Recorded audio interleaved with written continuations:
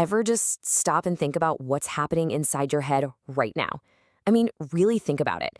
You're looking at a bunch of shapes on a screen, just letters and words, and somehow they're turning into these complex ideas, maybe even feelings, right inside your mind. It's kind of like magic we do every single day. Okay, let's get into how it all works. So that's the big question we're tackling. How does your mind pull off this incredible trick? We're going to go on a little journey here, starting with the nuts and bolts of a single word, and then zooming way out to the huge question of how language might actually shape our reality. We'll start in the science lab and, believe me, end up somewhere much, much stranger.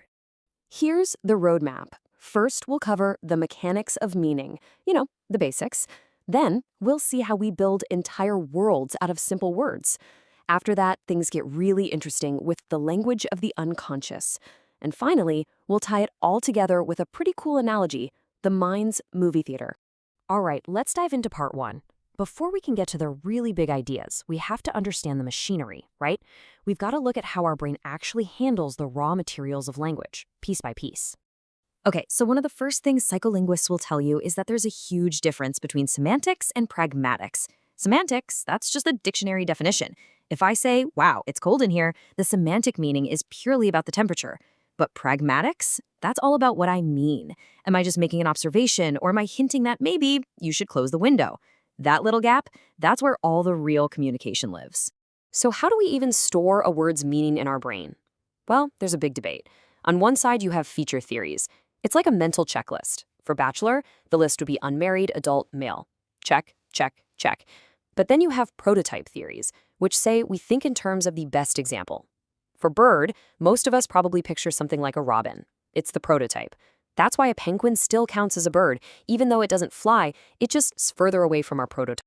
Okay, so we've got a handle on individual words.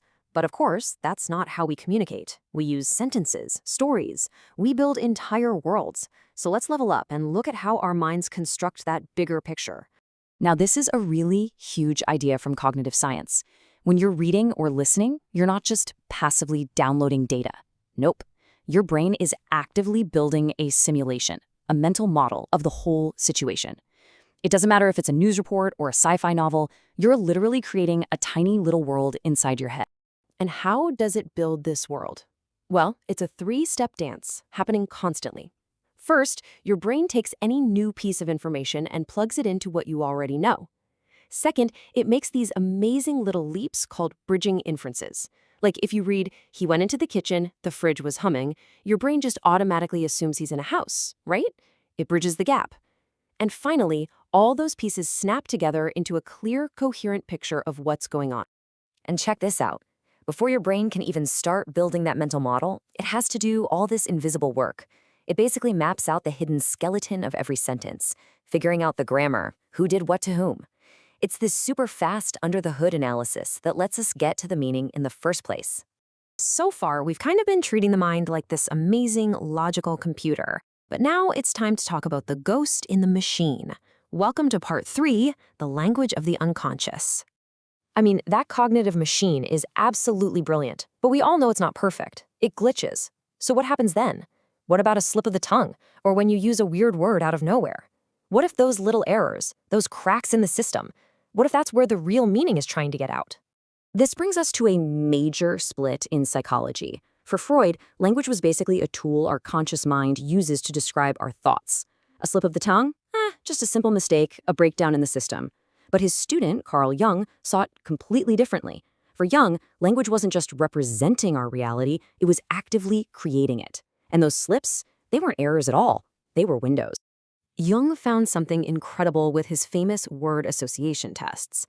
He noticed that when he hit on a sensitive topic, what he called a complex, people's answers would get weird. Under that emotional pressure, they'd stop linking words by their meaning, like king to queen. Instead, they'd start linking them by pure sound, like king to sing. Jung thought that in these moments, the logical brain gets shoved aside, and a much deeper, more poetic part of us gets a chance to speak. So now we have these two big ideas, the mind as a logical computer and the mind as this deep, mysterious, poetic force. To bring them together, let's use one last, really powerful analogy. Let's head to part 4, the mind's movie theater. Philosophers have been arguing about the images in our heads for thousands of years. Plato thought they were just fuzzy, deceptive copies of the real thing. Hume saw them as nothing more than faded memories. But then Kant came along and totally changed the game. He argued that our imagination doesn't just copy reality, it actually builds the reality we experience. To really get a grip on this, let's run with this idea of our mind as a movie theater. How would each of these different thinkers describe what's going on inside? For Plato, we're basically stuck inside the theater, just watching a film. The real world, the truth, is happening somewhere outside. And the movie we're watching, it's just a bunch of flickering, untrustworthy shadows of that higher reality. Now, for a guy like Hume, the movie theater is less of a theater and more of an archive. The projectionist isn't showing anything new. He's just digging up old film reels, our memories of things we've actually seen and touched, and splicing them together. For him, imagination is just a remix of old experiences. And here comes Kant's big revolution. He says, hey, forget about the movie for a second. Look at the projector. For him, our imagination is the projector. It's the lens, the light, the very machine that takes all the raw data from the world and organizes it into a movie we can actually understand.